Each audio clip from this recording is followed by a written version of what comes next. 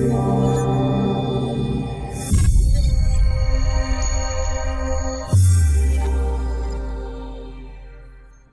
to another episode of the Overcoming Odds podcast. Today's guest is a good friend of mine who will also be one of the speakers at an upcoming event that we're hosting in Austin, Texas called Where Do You Belong? Her name is Tania Tuck. She's an emotional wellness specialist, owner of wellness clinics in North Texas, and teacher. She specializes in working with all adults who have childhood and adolescent trauma that still affect their lives. Tania, just like many of the other listeners on the show, is an adoptee, so her own sense of identity and belonging have been investigated through different life transitions. Tania, welcome to the show. Hey, Oleg, thank you very much. I'm pleased to be here. Absolutely. I appreciate the opportunity to connect with you, and I was very fortunate to do so at one of the first events that we had last year in June. Mm-hmm. And I remember that conversation initially and how we started to explore the different themes that we experience as those who have been adopted and have gone through that journey. And so what I wanted to do is bring you onto the show and have you share as much of that journey as possible with some of our listeners, because I think there's so much value within the experiences that you have in your life.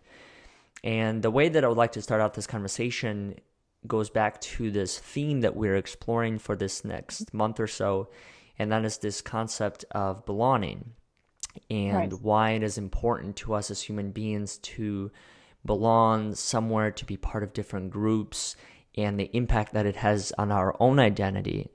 So the question that I have for you is that what about that topic is important to you?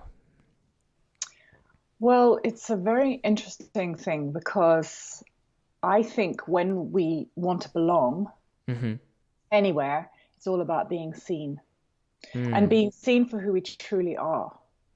And I think as an adoptee, and I think that, you might be able to say the same, is that they don't get to see all of us because we can't show all of us, because there's this part of us that is either hidden to us or unknown to us. So when we're looking at how to be seen, it's an enigma to us too. So we're just playing with, well, who am I? We're constantly in a kind of trying to show ourselves. But generally, I think that when we know we feel we belong, it's because we can be confident to be ourselves in the company that we're in. So it could be in our family group or it could be with our friends. And that tends to be where we do settle and feel like we belong, is because our friends we pick because we reflect each other. We have something similar or something in common, I should say, or we feel like we believe the same things or things like that. So we just have all common experiences. So that's how we belong. But I think that, certain journeys in our lives can really make a difference to how we feel that way. And in my own personal story, obviously, I found out when I was 4 that I was adopted. And I think that even though as a 4-year-old, I was believing in, my family and everything, I was very contented, that information just sat in the background of my awareness. And I was a big why this, why that, big why questioner as most of us are. Yeah, right. Because I think we're trying to make sense of something that is too big a concept as a young child to really understand, but it makes you then have this sort of duality, as we know, there's a lot of duality in life. And that was constantly playing. And as an adult, as I look back, I realized that had a big part in who I was, because at 9, I was sent 5 hours away to a boarding school. And I remember being dropped off with a trunk, which was literally a hard wooden case that had all of my clothes and a tuck box. And that was it. And, my parents was actually too far away to come and see me much. So for the first year, I think I went out with other people. So I didn't actually get to go home for 12 or 13 weeks. And so a sense of belonging was really needed there because, so at a boarding school, it's really structure. that Mm-hmm. gives you that sense of, because you're doing the same things every day with everybody else. So you kind of fit in, but do you belong to these other people? I mean, I think the boarding school does create huge bonds between people, because you're having this shared experience. But I'm not sure that, it's exactly the thing that an adoptee needs when they've already had, the uprooting when they were a little baby or whatever age, and then they get to be uprooted from that. However, there was another adoptee who was there as well, and this was in the 70s, and in the 70s, being adopted was not something that was actually, well, it certainly wasn't talked about. And, it was our little secret. I think one of the teachers had actually put us together and said, oh, by the way, you two are both adopted. And so we looked at each other like, wow, really? You're like me. It was like, so in fact, however many decades later, we're still friends. And I'm actually seeing her next week in Italy. I'm flying to Italy to see her. And I think that's another really interesting piece, is that the people that I've met, I was 9 or 10 when I met her, right? And I think there's been 5 or 6 other people that have popped up in my life. But I meet them, find out that we have adoption in common, and that bonds us for life. I mean, I can safely say that the people that I meet, no matter how, when that information is shared, we suddenly have that commonality that brings us to really appreciate each other, because you have that sense of tribe. Actually, it's like, I just know that I know and so I really appreciate that added extra that we get by being adoptees. I'm curious to know, as far as, going back to a little bit what you were talking about, the sense of abandonment that you might have felt when you were giving up. The question that I have is, how do you, and I deal with similar things when it comes to that, because that initial bond was broken with your parents, how do you redevelop that sense of trust moving forward? Interesting. Well, I have a feeling, I'm testing a theory, that actually the separation from our birth mother, whilst it is a major, major life event, it's also there for our soul's purpose. And so when we are separated from our mother at that stage, obviously our brains are still in a very formative point. We are only able to really respond. We're not able to make any kind of cognitive understanding of what's happened. We just know it in our bodies, right? So we have a sense of something being radically different. I think at that point we really rely on ourselves. I think that there's a gift in the relinquishment, in that the only thing we can trust, the only person we can trust, is ourselves. And so we start an inner journey way before any other baby or child. I think that we have a real gift at that point. I was adopted about 6 weeks after I was born. The first 3 I had in an incubator, and then the next 2.5 I had with a foster mother, while I was being placed with an adoption agency in London. And I've actually gone into that sort of phase of my life quite deeply by looking at if there are such things as universal laws, whereby you can't have someone being lost without gaining something. You have the law of polarity, means you can't have a positive without a negative, and vice versa. And they're in balance. So I was looking at, okay, so if I felt that I was lost as a baby, well, where was I found? And if I felt that she gave me up, who took me in? I was looking for the balance, and I was realizing that was happening with, I was a premature baby. So I went from her to the nurses, and they were these amazing professionals looking after the babies in incubators. So there's no doubt that I had an amazing sense of care from these people. And It's a there would very obviously, interesting concept and way yes, to look at that. yes. So I know that we talk about abandonment. For me, actually, again, having looked very deeply at mine, it wasn't abandonment, but isolation. Because at that time, I would, other babies at that moment would have been in the arms of someone else. So, whilst there is something happening in them saying, wrong heartbeat, wrong smells, wrong everything, what's going on, alarms of threat because things are different.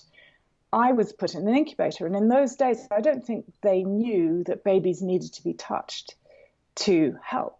So Mm-hmm. I think I spent a lot of time apart from my normal, routines of being alone. Hmm. So for me, it was isolation, not abandonment so much. That was the thing that was my go-to feeling there, because I have a very strong desire. Because out of this time, I think, is born our drives. Because I have a huge need to connect and have authentic connection with others. And I can link that back to that time. And that's actually led me to my purpose as a person. I was a teacher for 20 years, and then I've been an emotional wellness specialist and coach teacher for the last 10. And I think that the more I do, the more I realize I have such a task and a gift to give to the world, which comes directly from this moment. So, Mm-hmm. We had a speaker in San Diego. His name is Mark Y, and he was giving a presentation on, I'm sure you're familiar with the concept of primal wound, and he absolutely. had reversed that into a primal strength. And so he Yeah. started to look at the different areas within his life where he was able to gain different skills. And the conclusion that he came up with was that through his experience of being adopted, he had gained 3 skills. And it was empathy, self-reliance, and drive. And it was just so funny to look at that, because I looked at all three and I saw myself through him. Yeah. When we spoke at the beginning of this conversation, you were mentioning how people within your environment are almost like mirrors, or Mm-hmm. you project Mm-hmm. yourself through them, and that's why Yeah. you connect, because you can see a part of yourself through their self-image. Right. And so the question that I have for you, one of the things that you mentioned was your ability to connect with other people, but are there any other skills that you've been able to become aware of that you've gained through this experience of being adopted and kind of going through that journey? Gosh, I think, I think I love his perspective, Mark White's perspective, because I think we're on the very same path. I'd love to speak to him, actually. But, I do believe there's plenty of skills, but he said self-reliance, did he? Yes, I think self-reliance. there's strength, though. I mean, there's inner strength that we have. It's almost a gift that, well, it is a gift, I think. Being adopted, Mm-hmm. being relinquished, is a journey that is for us alone. And I think for us to have some awareness of that so early on, other people have to wait till they're abandoned by a boyfriend in their teens, or they have some experience to realize that there's something that they're here to learn. They don't necessarily have that same wisdom that we get very early on. So I think there's wisdom that we're given, Mm-hmm. an awakening. Actually, I would say that the awakening that we get that other people just don't get is, I mean, they do, but not at the very early stages of their life. Sets us on a path to think a different way, to feel a different way, which is sort of alive in the sense that we are very aware of what's going on around us. We're very, we're looking out for ourselves from the word go. And the reason why that's important is because we have a sense of self perhaps much earlier than other people. Mm. Even though we're questioning that all the time, and even though Mm-hmm. those questions can't necessarily be answered, the very fact that we're questioning I think really helps for us to have that drive and have that sense of who we are. Um, I think we're very special people. Mm-hmm. Um, I think that we stand out from the crowd, even if we don't actually, we feel we do. And because we feel we do, because we feel we're a black sheep, is that beeping mine? I'm just going to take this. I don't think I've turned my phone off, but I don't know if it's my beep. Sorry about that. I do believe that I do believe we're very special people. And because of what's gone on for us, that feeling of standing out, that feeling of being a black sheep or whatever the feeling is. I mean, I always feel that I'm on the edge of a group, even if I'm in the middle of it. I'm inside looking out. I mean, outside looking in, maybe. And what that gives me is a vantage point because I'm observing others. And I think that, as Mark said, empathy was really strong. I think that I think intuitiveness is strong. I think we can read people, or we're looking to read people, really strongly as well. And that gives us the ability to recognize when other people are in pain. I know that when I was my day school when I was little, I used to have friends, and my mum said, "You always pick up the lame ducks, Tanya. Why do you pick up the lame ducks?" I was like, I don't. I just recognize that this girl feels the same way that I do, and I know that I'm going to make sure she doesn't feel that way. I know with my staff in my clinics, I'm the go-to person for coaching and stuff with them when their lives just go upside down. I think I have the capacity to learn and see, but I think that that's partly my my drive that's come from before is that I want to understand people. I want to know how they tick, and I want to give them the skill sets so that they can feel strong and centered in who they truly are. Because guess what? Who are we when we're adopted? There is always this other part. We can know as much as we possibly want about our present day and who we're with in our family, etc. But there's always the other side, right? There's always The unknown. Yeah. Yeah. And there is unknown. I mean, there's going to be unknown all the time. And that brings me to another point, is that I really think that what we need to learn to do is to be comfortable in the unknown and realize that the unknown isn't the thing that you've got to conquer and discover in order to be able to conquer and discover who you are. I think there's a much deeper piece here, which is that the unknown is where all possibility lies. The unknown is where all potentiality lies. And we have all the possibility and potentiality. And if we can actually really become content with who we are today, not having to unwrap and discover everything else about our pasts, then we can breathe and we can be currently authentic. Yes, there's unknown. Yeah, there is. I'm not trying to seek it out, thinking that I'm incomplete. I'm just saying I'm sitting with it. Tell me more about how you speak a lot about being who you are and being true and authentic to yourself. Tell me a little bit about how you're able to kind of check yourself as far as whether you're in the present and true to who you are and authentic during all forms of communication. Like, are there questions, are there exercises that you do on your end that can allow other people to do similar stuff?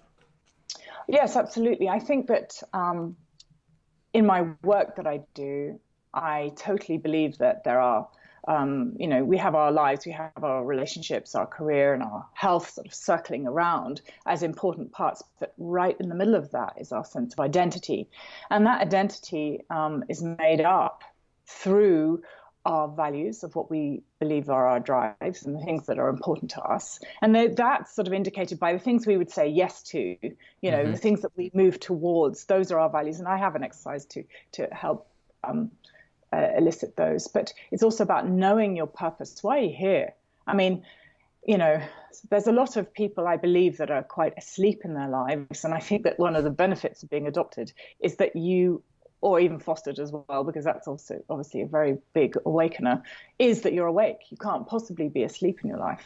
I mean, you can numb yourself out. You can become, addicted to something in order to forget or try and move away from something, but you're not necessarily asleep. You've been awakened. And so being able to know those two things, and then it's about, so you're looking for understanding your purpose, knowing your values, and then it's about showing up in the present moment, right? I know a lot of people judge, oh my gosh, what will they think of me if I am like this? And it's about being able to say, well, actually, who am I being if I'm not being true to myself? So sometimes we become people pleasers. And I think that I've had that phase in my life, and I've realized, because I didn't want to upset anyone, because I didn't want them to be cross or not like me, right? There's this whole thing, I want to be liked. But my old age plus understanding a bit more about things, I've realized that you don't need to live like that. What you do need to do is be authentically you. So sometimes being authentically you means saying no, or telling somebody something that they don't want to hear, or, in quotes, letting someone down, right? Mm-hmm. But what I've realized is that I'm going to make people unhappy or pissed off, whether I'm saying the right thing or not. I realized that half the world is going to like what I say and half the world isn't. So I might as well be authentic to myself. I might as well make the decisions that are aligned to what I believe, and what makes me shine. And it takes some courage to do that, because we do want to be liked ultimately. But when we realize that we are not really it doesn't matter either way, so you might as well be true to you, then that really helps. It sort of frees you up to go, phew, okay, so in my value system, when I have a high value for having authentic communication and connection, I'm going to respond like this. Mm-hmm. This person might not like it, but that's the way it goes. And I think that makes you realize that because if you're not true to yourself and you're living according to other people, you're injecting their values in your life, you don't belong there either. So you don't have belonging in your own world. You're constantly saying, what do they want? Freud talked about a superego, and that was all the authority figures sort of sitting in your head, like your mom and your dad and your teachers and your priest, or whoever else were the big few that gave you the rules as a child. And then what we do is we inject that, and we have them sitting in our brains. And so one of the words that really helps you know if you're being authentic or not is the word should. I should make my bed. Means that the should means that there's somebody in there, okay? So is it mom? Were you always told to make your bed by somebody? And so the way to go around that is to say, okay, so I've just said should. So who is it? Oh gosh, yes, that's my mom. All right. So what do I want to do? I would actually like to make my bed, and because I actually like a tidy room, or I like whatever it is. So you actually tag the word should to go, whoops, hang on a minute, who is it? Am I really wanting to do this, or am I injecting the values of somebody else? Am I meant to be doing this, or it's somebody else's deal? Does that make sense? It does. Oh, and so we do a lot of shoulding. And, there's a phrase, I'm shoulding all over myself, because I'm not living authentically. I'm not living according to who I truly am. And, so then you take a deep breath, and in that moment you go, what do I truly think I should be? Oh, that's a funny thing. I should say should in that sentence. I would like to do, I desire to do, I am inspired to do. Inspiration is a really good word to replace should with. What would inspire me to do here, right now? And then you can really look at that answer and go, okay, all right, I'm going to do that instead. You bring up a really good point, and this is something that I've learned over time, is that I think especially when you step into a larger picture, when you are creating a community or anything that involves a body of people, there's a tremendous amount of courage that you have to step into. And so what I've learned over time as we've been developing this community for Overcoming Odds is that there are a couple of fundamental truths, but one of them is that you can't please everyone, nor should you. Speaking of Absolutely. because I think that's a recipe that's meant for failure. Not to say that failure is a bad thing by any means, because it is one of the only ways when you get to really learn the true lessons behind the actions that you take. But I think, especially in today's age where there's so much emphasis on social media and the presence that you have online and stuff like that, it's difficult for people to break away from that perfect picture. And right, and they're they are seeing all these in quotes perfect lives, and they are believing that this, if I can show this, then I'm going to be feeling successful. And it's just so not true. And I have to say, because sometimes I know what's going on in someone's life, and then I see what they post, and I realize that nearly to a T, the more it's this happy picture, the more I know actually life is terrible.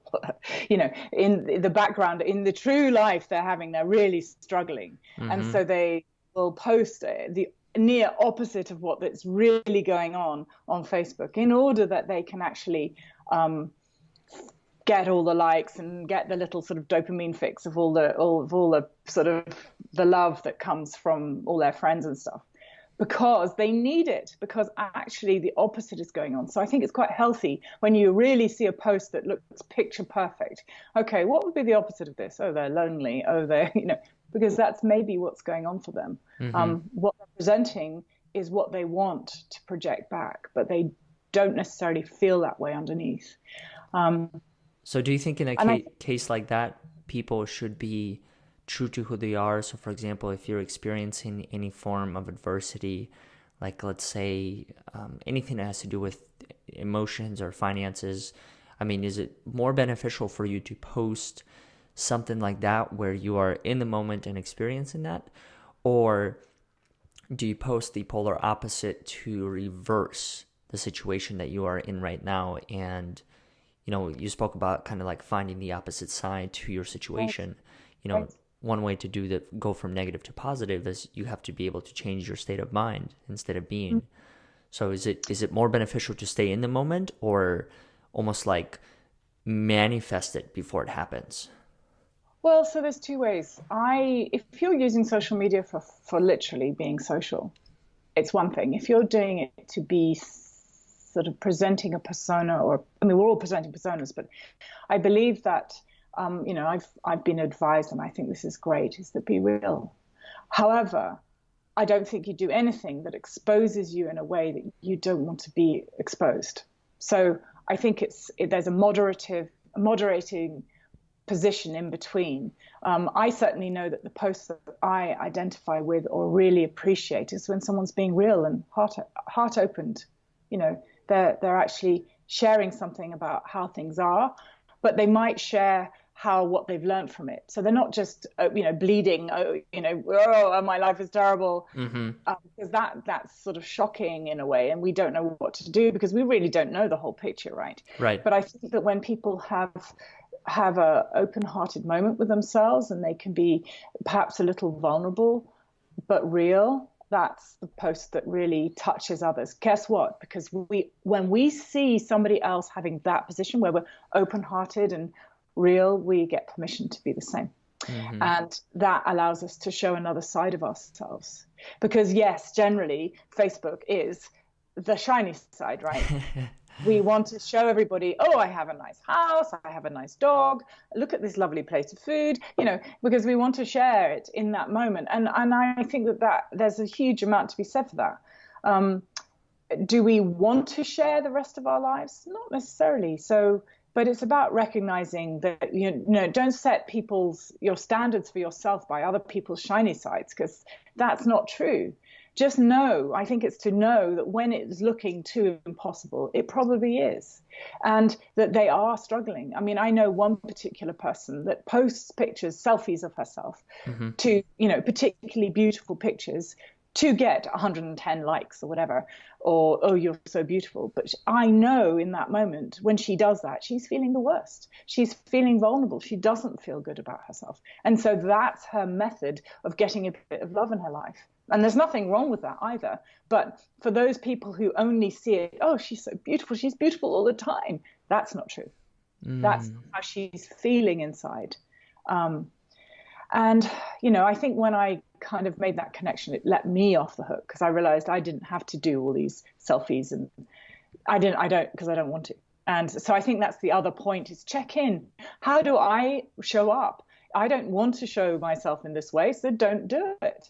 I think it's about that personal permission. That would be another thing that I think comes up from being adopted or relinquished, is that you're constantly looking for permission to exist. Now, some of us do it by overachieving and, being amazing at everything. And others just, feel a little bit like a rabbit in the headlights and not sure if I'm allowed. Can I show up like this? And so I think the more I give myself permission to be me, the more I can be me, the more of me shows up, the more the world is saying, hey, nice to see you. So I think that's the other piece that I would say, is that you are rewarded by being yourself. The world wants to see you. Other people want to see you, because when they can see you in the reflection, they can see themselves.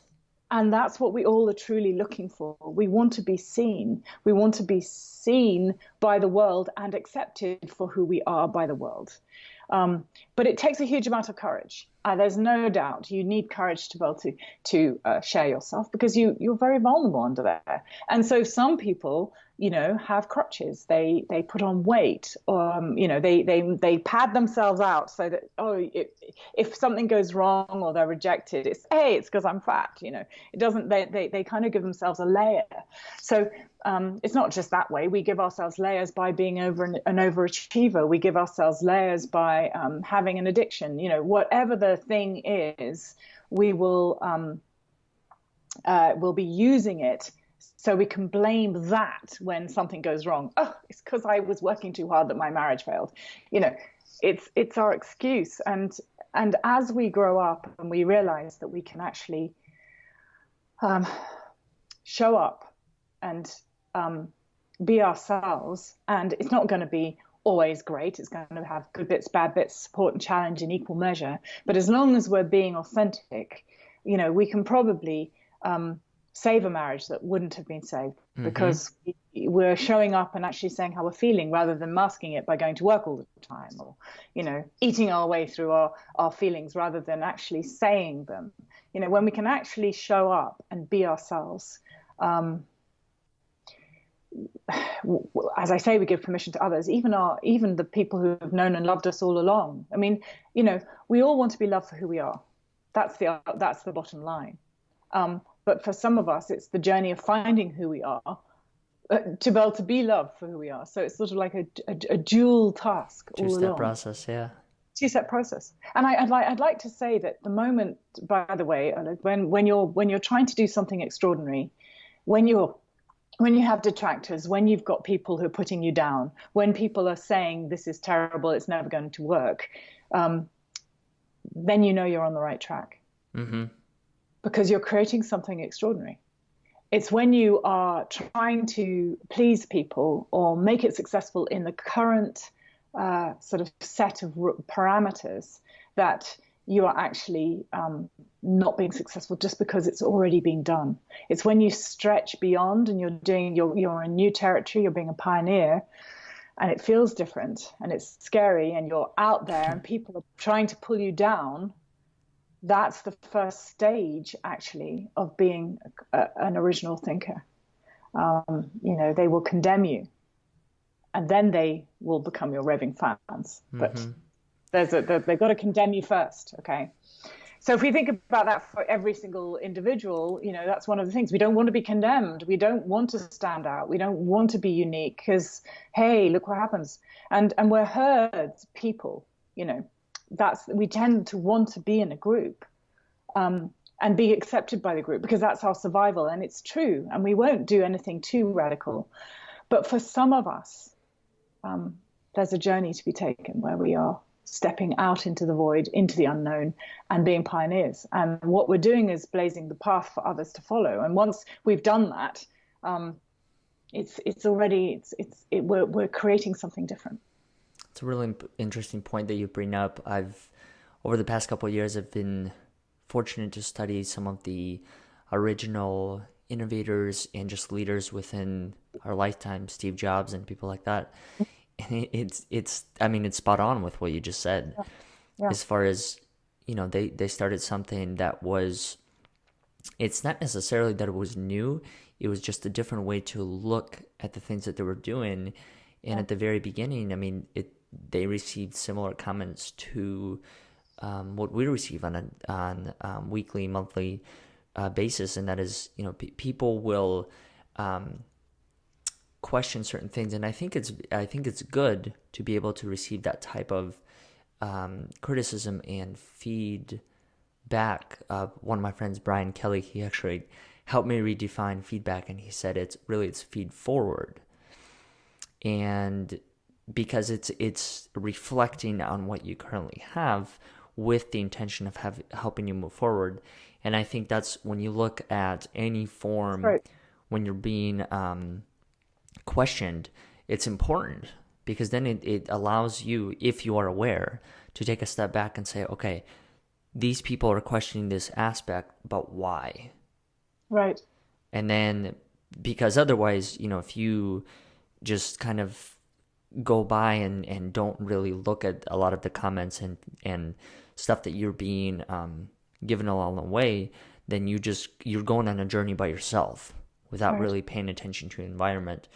I do believe that the universe is not stacked against you. I do believe it works with you. So you have so many people, weather, whatever, that comes into your life and helps and guides you in certain ways and helps you reflect and understand the path that you are creating for yourself. I like to, with my clients, it's really true that when they have a person that they are finding really difficult, my mother, my sister, my girlfriend, my boyfriend, whoever it is, that person is really, really challenging them. I'm saying, oh, you've got a fantastic teacher. What are they here for? You just reframe it. It's because true. When you actually see them as your teacher or your guide, they're shifting your world.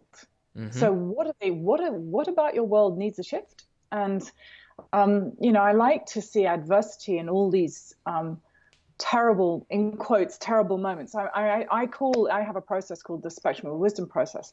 And when there is an event that affects every area of your life, mm-hmm. it's a biggie. I call it a threshold moment, because from that moment on, everything is different.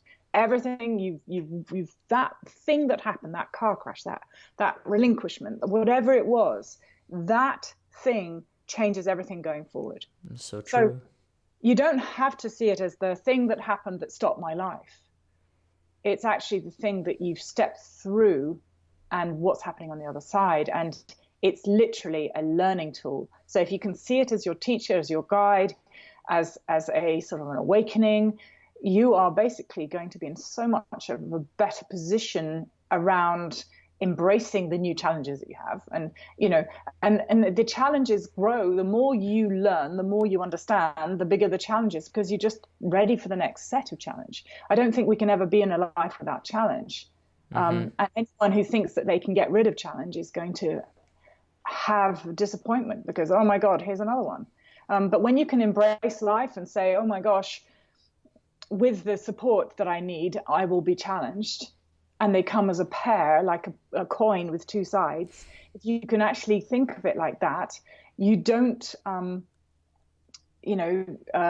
get cross with the challenge. You embrace it, because you go, okay, so where's my support? Mm-hmm. where's the other side? Because if you see the challenge, the support is there. If you see the support, you go, okay, where's the challenge? And if you can just look at it like that, you get a whole picture, and you're not disappointed when the challenge comes. Oh, here it is. All right, this is the learning here. Okay. and as I frame it, to see the learning, because there's no mistakes, right? Mm-hmm. It's just learning. The mistake is when the learning doesn't happen, because what happens, it's a mistake. You will end up having that learning again down the road. So you might as well get it now, just do it now. It's quicker. But when it comes around again, you go, oh, okay, I really must get it this time because it's going to happen again. Mm-hmm. Wow. So. Final thought for today's episode, and this is a question that I ask some of our guests that come into the show. Who are you grateful for today and why? Wow. Oh, gosh. Well, I'm going to start with I'm grateful for me. I wouldn't have done that earlier in my life, but I recognize that everything in my world is around myself. So if I have me in the epicenter of my world, I can control and understand and help the world better and serve the world better by not putting everybody else in the middle and I'm out here. So in my world, I have gratitude for me, but then I would circle out to my children, to my husband, to my friends, to my colleagues, I have huge gratitude for thought leaders, for people who are being able to make the world make sense. Gratitude is a huge currency in my world. I think that when you can feel grateful for everybody and everything and every challenge and all the bits that you don't love, if you can find gratitude for them, then you basically are creating, sort of oiling the wheels, and you're allowing for flow in your world. So I have gratitude for the trees outside of this window that I'm looking at, and the sun and the bird that's cooing. Oh my gosh, the dove that's cooing, I can hear it. I think that when you can open your heart to having gratitude for everything that's going on, you can breathe and you can just be, and then you become more present, and then, you can be more of you. So it's a great question. But I really, just coming up saying I start with me, I think that's cool. I wouldn't have said that before, so I'm going to play with that idea. Start with me. And why do you say that, as far as you wouldn't have said that before? I wouldn't have given myself permission, actually. I think I would have thought I can't do that. It's selfish, or it's other people are more important than me. There's a little sort of a tag there about, if I was adopted, then I can't have been good enough, right? There's a whole little piece there. And I think self-love, and when you can actually allow yourself to love yourself, you can allow yourself to show up. Mm-hmm. And so I'm showing up right now. So I'm allowing myself to love myself and to have gratitude for my part in the world. And I realize that even though I can be in the side wings for lots of people in their lives, in my own world, I'm meant to be center stage, as you are, and as every listener is meant to be center stage in their world. Mm-hmm. You're meant to be right bang in the middle of your own stage. And that can be very scary for a lot of people. So they go, oh, let me be the light man. I don't want to be the one in the middle. But, really, ultimately, you're here on a journey for one. This is your journey. This is your spotlight. The spotlights are on you in your little world. So having gratitude for yourself is great. It's not selfish. It's just, it's allowing you to start to shine. It's allowing you to start to be. Mm-hmm. And then from there, who knows what you create and how many lives you affect. I mean, I think that's where you get to be really powerful. Mm-hmm. And from that position, how wonderful is that? Because you get to make a difference. And that's what we're also here for.